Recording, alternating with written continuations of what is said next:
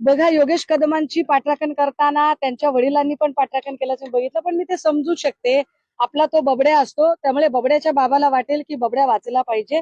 पण बबड्या आणि बबड्याच्या बाबांनी जी तक्रार बबड्याच्या बाबाचे नेते असणारे शिंदे साहेबांकडे केली आहे, तर शिंदे साहेब ही हे जाणतात की या राज्यामध्ये डान्स बार बंद करण्यासाठी स्वर्गीय आर पाटील साहेबांनी काय मेहनत घेतली होती आणि गृहराज्यमंत्री पदाचा एक मोठा मैलाचा दगड त्यांनी रोवून ठेवलेला होता.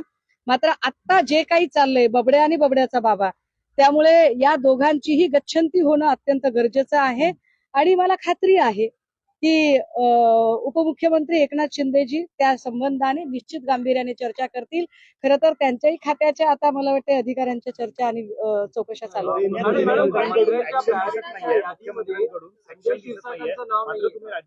संजय शिरसाटांचं नाव मी 3 वेळा घेतलं. संजय शिरसाटांचं नाव हे आमच्या यादीमध्ये 3ऱ्या क्रमांकाचं नाव संजय शिरसाटांचंच आहे. पहिले योगेश कदम, दुसरे गिरीश महाजन, तिसरे संजय शिरसाट. राज्यपालांकडून तुम्हाला न्याय मिळेल, राज्यपालांकडून न्याय मिळेल असं वाटतं.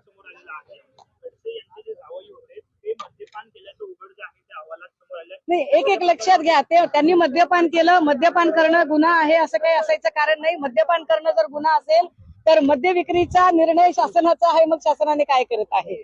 मुळात एका हाऊस पार्टीला रेव पार्टीचा बनाव करून त्याला रेव पार्टीचं स्वरूप देणं हे चूक आहे.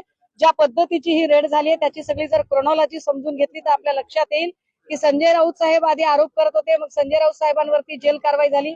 नवाब मलिकांनी असे आरोप केले, नवाब मलिकांवर कारवाई झाली. आता एकनाथ खडसे आणि गिरीश महाजन यांच्यामध्ये कोल्ड वॉर रंगलेला आहे. या कोल्ड वॉरची अनेक उत्तरं अजूनही महाजनांनी दिलेली नाहीत.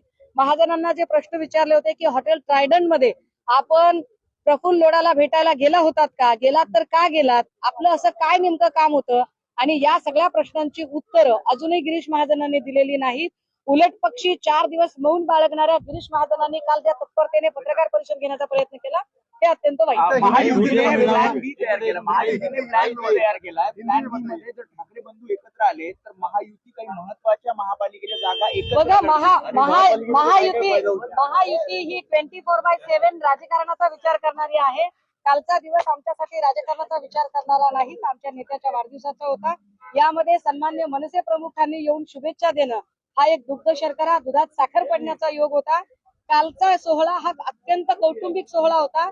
आम्ही त्याला पक्षीय राजकारणाच्या पलीकडे जाऊन बघतो आणि मला असं वाटतं की या सगळ्या संबंधाने आमचे नेते सन्मान्य अंबादास दानवे साहेब आलेले आहेत आणि दानवे साहेब